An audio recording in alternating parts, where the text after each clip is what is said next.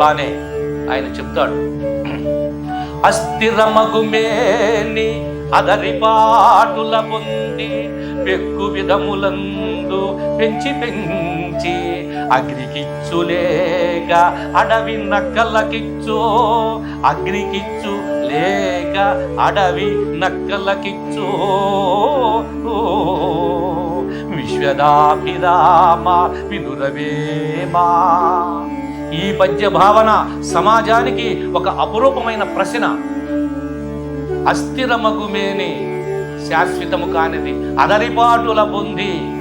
ఇక్కడ కొందరు సమాజంలో వారి అందచందాలను చూసుకొని మరికొందరు వారి యొక్క శరీర దృఢత్వాన్ని చూసుకొని మురిసిపోతుంటారు. ఇది ఎక్కడికి పోతుందో నాయన, అగ్నికో మట్టికో చేరవలసినదే కదా ఈ దేహమని, ఈ యొక్క మానవతా విలువలని, మానవతా ధర్మాన్ని, ఈ జన్మించినందుకు మానవతా ధర్మాన్ని, మానవతా విలువలని తెలుసుకోమని వేమన అస్థిరమగుమేను అని సమాజానికి తెలియజేశారు మరి మహాయోగి వేమన.